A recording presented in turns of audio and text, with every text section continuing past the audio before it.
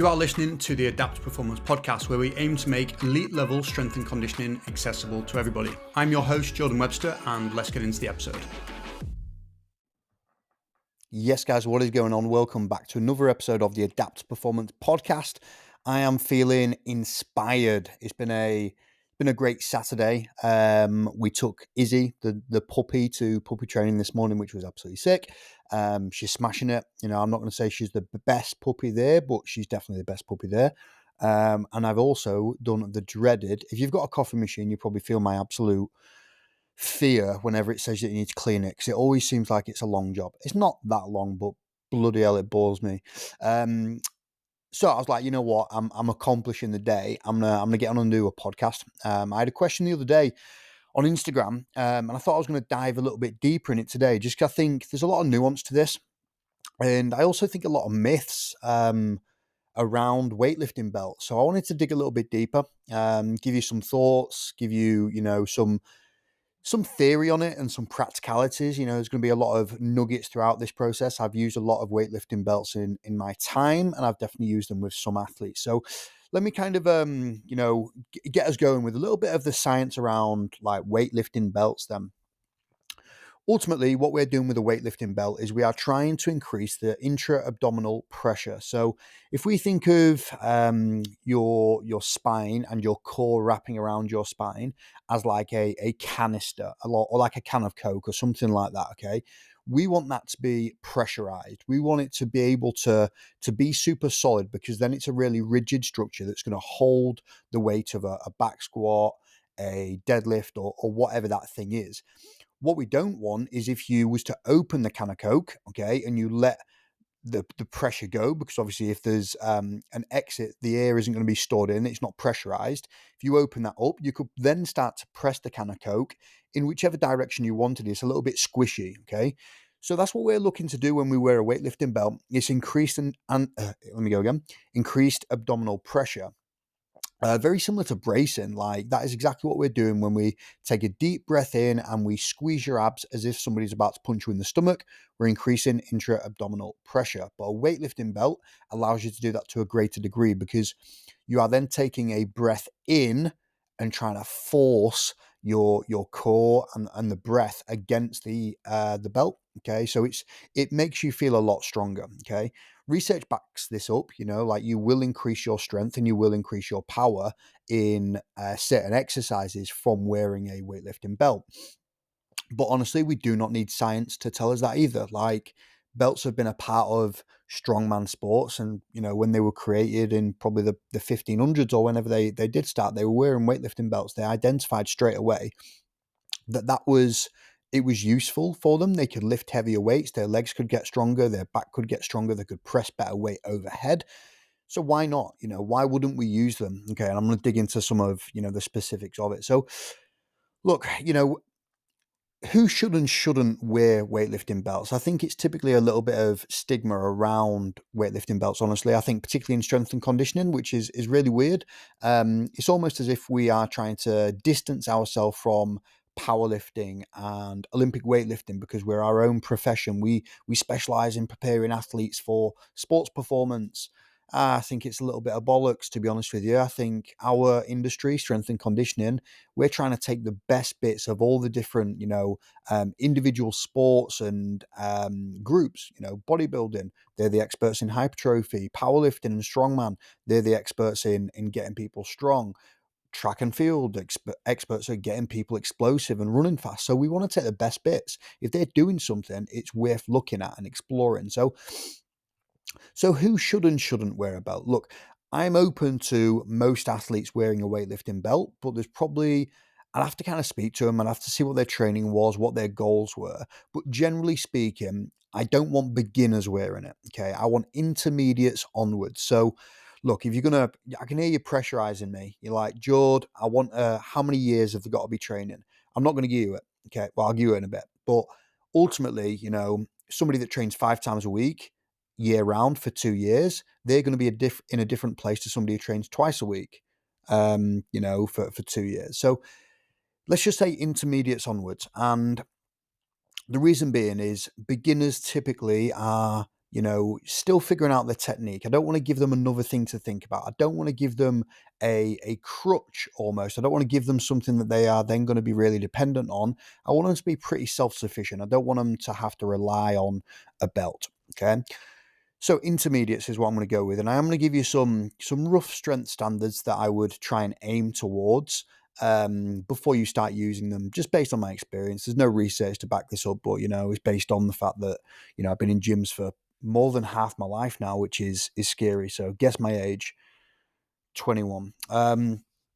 The other people that I think should, consider wearing weightlifting belts, or I'm not against them wearing weightlifting belts, is people that feel lower back compromised. Okay. People that have back injuries or have had back injuries and really want to protect it and just feel that extra little bit of security really, really helps them out, and that's a lot of us. A lot of us have had a little bit of a tweak in the past, and at some point, if you found that a weightlifting belt just, made you feel a little bit safer, then go for it. But ultimately, I'm fine with that as long as it is not you using it to neglect actual rehab. Then we're good to go. And then the other bit is who should wear them. People that wear weightlifting belts in their actual sport. So we're looking at, powerlifters, strong men, strong women, and Olympic weightlifting. Definitely would, because that is a part of, the benefits that you can get. And just to give you some statistics or, numbers on it, I know people that say that they can get an extra 30 kilo on a back squat out of a weightlifting belt. That's massive, right? An extra 30 kilo just by giving your lower back and your core a little bit more strength to actually let the legs lift what they would be able to lift, okay? Which is mad, okay? And that's one of the main reasons that I'm actually really okay with athletes wearing it. It doesn't matter if your sport is MMA, kickboxing, jiu-jitsu, rugby, whatever. If your sport would benefit from stronger legs and more powerful legs, then why would you not wear a weightlifting belt to help support those things? If it means that you're going to be able to generate a little bit faster sprint speeds, punch harder, do takedowns quicker, whatever that thing is, why would you let your lower back be the limiting factor in you being able to express your sporting skill better? Yeah. So ponder on that one. Take that one home with you. Think about it a little bit. But yeah,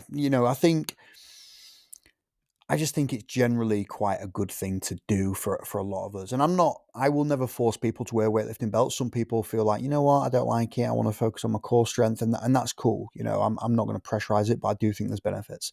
To get into the specific benefits then, I do think, generally speaking, it just helps you maintain your technique at heavier weights, or helps you maintain your technique at the same weight for longer, meaning you will be able to get a few extra reps if you wear a weightlifting belt versus if you don't.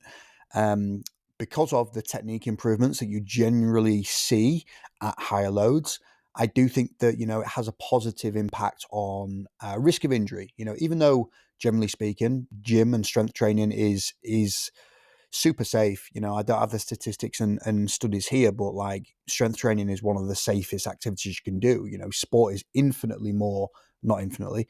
Don't quote me on that if you're a nerd. But it's definitely like a lot safer than some of the sports for sure. Which means, if we can improve our technique, we can improve our injury risk, and we can lift heavier weights through the legs, which are a lot more important than having a strong, set of erectors and spine, then that's going to have a positive impact on performance, in my opinion. So there are benefits, right? So when should an athlete use them? So for me, look, you want to use them on certain exercises that are really going to benefit from you having increased trunk stiffness, okay? Where we don't want you falling forward. We don't want your spine to bend forwards, flexion, or overextend backwards. So I'm talking about, some of the exercises that I would benefit from, wearing a weightlifting belt, deadlift variation. Yes, guys, what is going on? Quick break in today's episode for me to remind you about ADAPT's online strength and conditioning coaching. Our mission really is to make elite level strength and conditioning accessible to everybody. And our service does exactly that. So you get access to everything: an elite level coach, physiotherapist, psychologist, nutritionist, a community to keep you engaged. Ultimately, what we're trying to do is give you everything you would ever need in order for you to achieve your goals. So if that is something that you are curious about, get in contact and we'll just have a no pressure chat where I explain everything, find out a little bit more about you, and we can decide whether you are a good fit for our program. Okay, without further ado, let's get back into the episode. Cheers. So deadlift from the floor, trap bar, RDL, good mornings, whatever. Squat variations definitely allows you to stay more upright so that your legs can do the work. Overhead pressing variations, okay, it means that you are not going to snap your back backwards, and it definitely just helps you stabilize.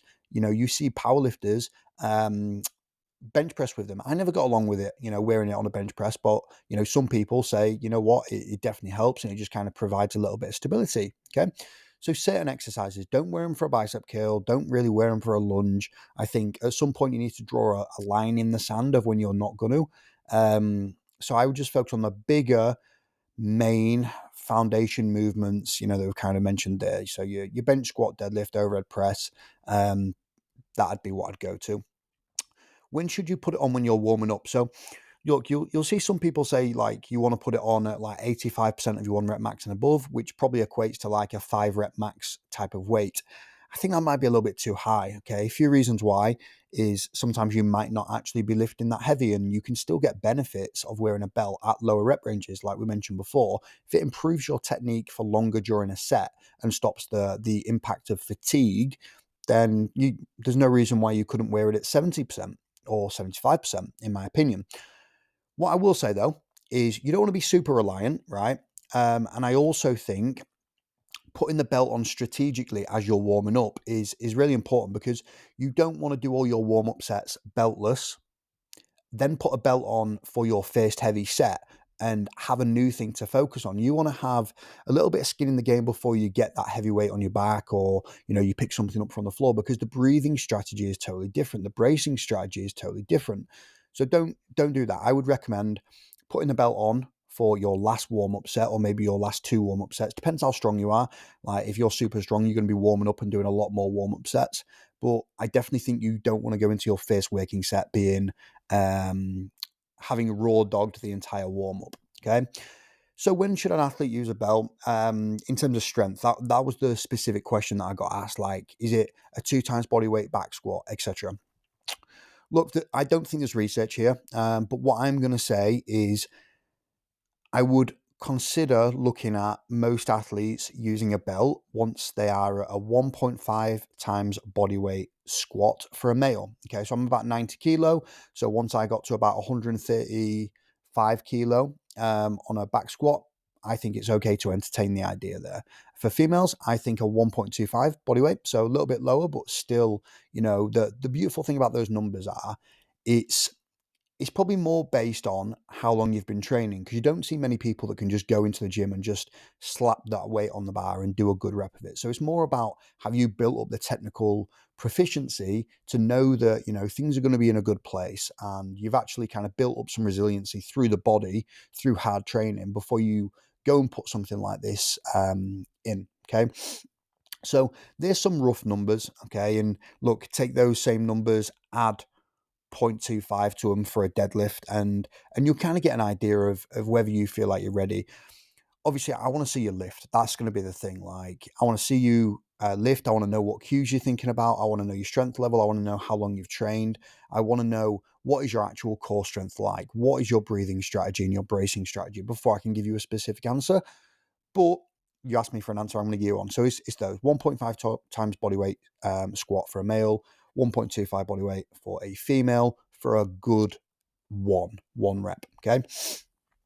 So what are some of the drawbacks of using a belt potentially? Look, I think for me, it's over reliance. Like I was definitely, my sport was kind of strongman and powerlifting, very kind of gym based back in the day. And you can so easily become over reliant on it, to the point where you will stress if you forget your belt at home and you're like, I can never lift this weight now. So you very much get in your own head. And you can also get super used to the bracing strategy that you use with a belt and kind of forget how to do it without. So it's more of a skill thing. I don't think there's actually like a physiological change. But you can definitely become over reliant. You can build up a little bit of superstition around certain bits, and they do impact. Like I said, somebody could get an extra 30 kilo out of a squat, so it will influence it. But I also think like inappropriate use is one of the big drawbacks of a belt. Like people just not using them properly, in which case I just think, what's the point? I think you want to kind of have the guidance of an S&C coach that can kind of talk you through the process and have a little look at it, make sure you're doing things right. Um, so inappropriate use, which kind of leads on to the next point, which I'd say is it's the false sense of security that you get. Okay. When you put a belt on, you do feel a little bit more invincible. I'm not going to lie. You do feel like, you know what, my back is solid. I can allow an extra little bit of flexion. You know, when you're doing a heavy 1 rep max on a deadlift, you're probably more inclined to battle through a little bit of shit technique when you've got a belt on, particularly around the lower back, in my opinion. And even though I do think it has a positive effect on injury risk, I do think it's not, going to turn you into Superman or Superwoman. You can still get injured. It's not like it's going to save you.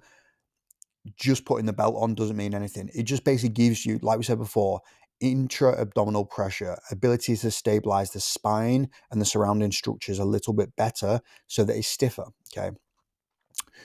So what I would say is, and this is probably, if you're listening to this and you are a powerlifter, strongman, Olympic weightlifter, it is, I think, pretty ingrained in their sports where they don't actually train core too much. They do in some regard, but not in others. So I think what you want to do to make sure that you are not neglecting core strength, okay? And look, there's been some research around core strength as well. Like, do you reduce your core strength by wearing a weightlifting belt? And they say no. Okay, that's the studies that I've read. Is like you're not.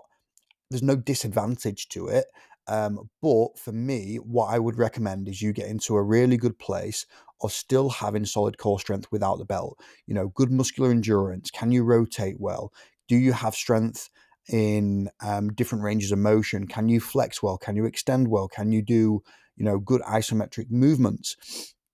So the way I would recommend kind of building core strength, just in the context of wearing a weightlifting belt, is make sure you're still doing some beltless work. Okay. Not everything you do needs to be with a belt. Okay.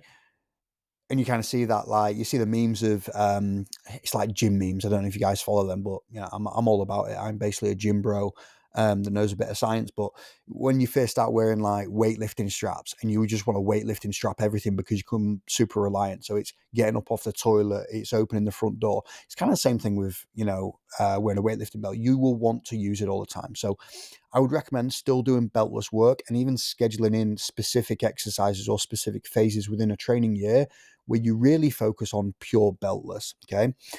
You're still going to make sure you do your normal core exercises. All right. So you're still going to, I think some of my favorites then, I love an ab rollout. I think they are the GOAT. There's not many exercises that beat it, in my opinion, when it comes to developing serious, brutal amounts of anti-extension strength. Okay. So anti-extension meaning not letting your lower back arch. Okay, so your duck ass position, where if you imagine you stood up, okay, and you push your bum back and you've got that big lower back arch, you'll start to feel your erectors and your lower back muscles cramp up. Ab rollouts are perfect because you want to kind of keep that all tucked in. You want to imagine somebody's about to punch you in the stomach and you're locking it in. All right. I love an ab rollout. I love a weighted plank. I love a side bend, so grabbing a dumbbell and bending laterally. Love those. I love a weighted side plank. Okay. So normal side plank position, which is good, but if you can get a dumbbell and work towards, let me give you a target here. If you can work towards a 25% of your body weight in a dumbbell or a plate or a kettlebell held on your hip whilst doing a side plank, ooh, that's really good core strength for the lateral aspect. Okay, so we're talking obliques, we're talking lateral hip. You will be shaking like a shitting dog. They are brutal, right? But that's what I want you to aim for. That's my target to you, all right? And stuff like landmine rotations, just so you're moving dynamically as well. So still make sure you train without the belt. Okay, that's what I'm basically getting at there. Is don't become fully reliant. So different types of belts. Okay, if you are kind of using this as a guide, there are different types based on what you're trying to do. Like different competitions will have different restrictions in terms of you're only allowed this thickness, it can't be this type of belt, etc. My preference is I like a Velcro belt, to be honest with you. I feel like Velcro's got a bad rap, by the way. This is like, I feel like if you used to if you used to walk around with Velcro shoes, I think you're getting the piss ripped out of you. Like if the boys see you wearing some Lonsdale Velcros, you're done for, right? There's no way. You're not surviving. The group chat's going to be awful. You're going to have to put it on mute. There's no way. You're going to have to leave, find a new set of mates because they caught you in your Velcros. So when I say I like Velcro, I'm talking Velcro belts, um, just because they're so quick and easy to get on. Um, and you just want to make sure that you get a brand that has like good reviews. The Velcro stays strong, it isn't going to randomly pop open on you, because I've seen that happen under a heavy squat as well, and that is a little bit scary, but that kind of can happen with a lot of other things.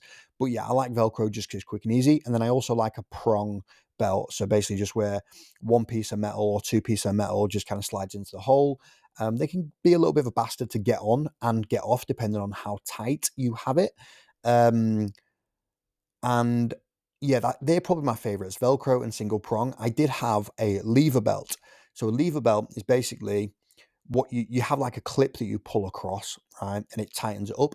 They're good, because once they're on, they're on. It's nice. You can just boom, pop it open. You can just leave it on. You don't need to stress because it loosens and then it tightens when you need it.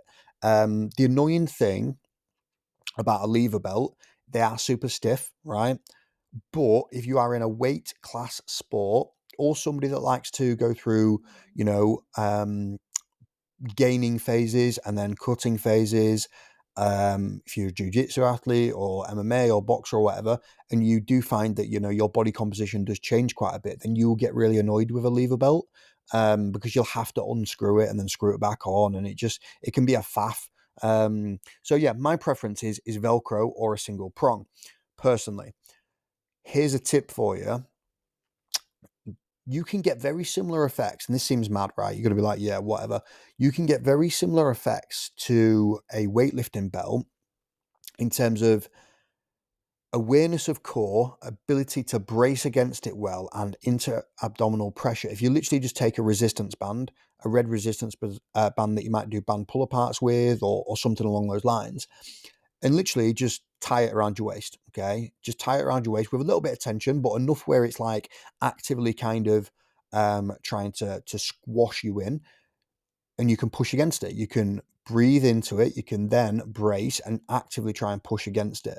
So it's kind of a hack, because realistically, there's not going to be that much extra tension. It's not the same as a belt where it's fixed and you really can push against and create this super rigid, stiff torso position.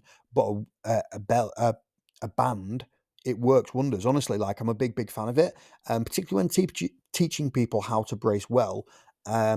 Yeah, I'm a fan. Okay, I'm a fan. So take that with you. That's my special tip for the day. Experiment with it. See if you like it. See if you don't.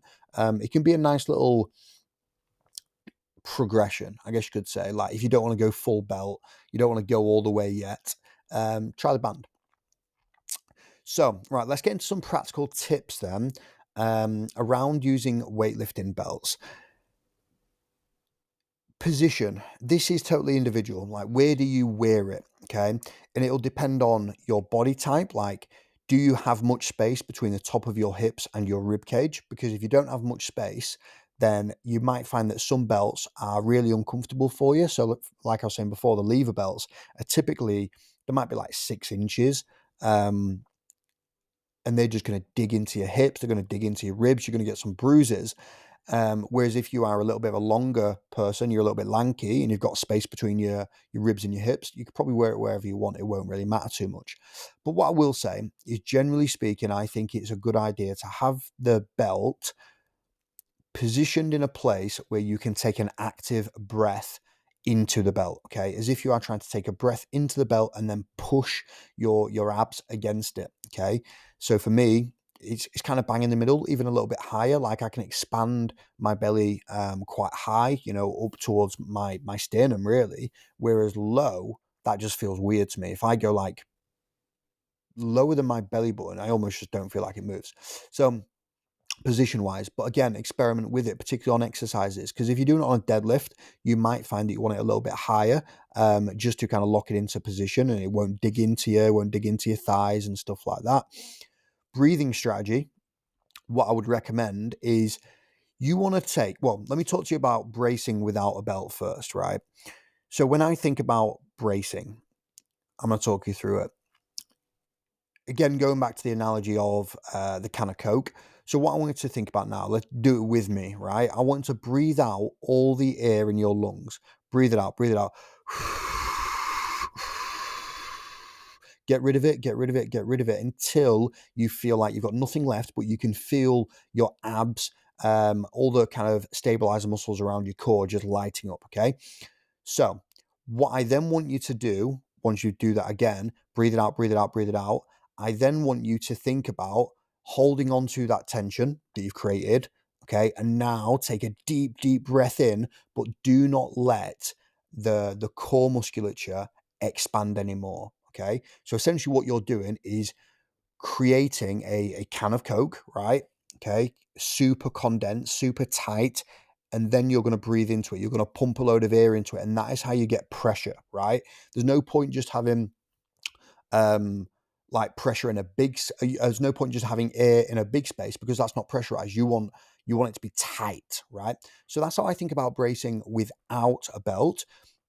When you've got a belt, I actually approach it in the way of you want it to be decently tight, the belt, but you want to be able to get like 2 fingers in between the belt and your abs, right? And you're going to take a motherfucker of a breath in, okay, and then push against it as if you're trying to split the belt, essentially. That is how I approach it. You're trying to split the belt and really trying to like rip it off you because you're pushing so hard. You will get some people that like end up with blood vessels popped in their eyes and stuff like that because they go hard. You might even get a little bit dizzy, particularly if you struggle with blood pressure stuff.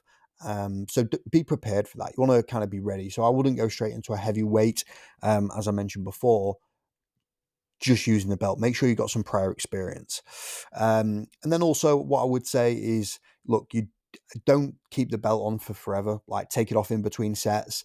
You don't need to wear it all the time. And you will see people that just kind of keep it on, right? So there's some of my practical tips for it. I think some of the good ones is use a resistance band. Big fan of that. The bracing strategy, big fan of that. I also would just recommend doing a bit of beltless work. But the final one is like, look, if your sport demands or would benefit from stronger legs, stronger glutes, stronger hamstrings, and a belt can get you there, then why would we not? Okay. It's the same it's the same thing, right? You know, when people say, oh, I don't want to wear deadlift straps, I want my grip to get stronger. It's like, well, do some specific grip work because ultimately by not wearing deadlift straps on an RDL or a deadlift, what you're basically saying is, I don't want my glutes and my hamstrings to be as strong as possible. You're going to limit your glutes and hamstrings based on your hands, okay, which might be small hands, you might be sweaty, or just might not have strong. So you don't want to do that. And it's the same thing with a belt, in my opinion. Cool. So, right, that was my little rant there. I'm happy I've done this. I feel cleansed, the fact that I've kind of spoken about these things.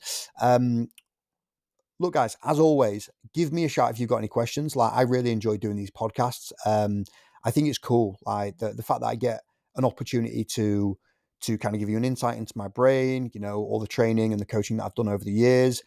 I love this to bits. I absolutely love strength and conditioning, strength training, the gym. It's just sick. So speaking about it for 30 minutes, even to myself, it's cool, and hopefully you guys kind of get some benefit from it because Instagram's awesome, but ultimately it's a short form platform. I've got to try and condense as much stuff into 30 seconds as possible.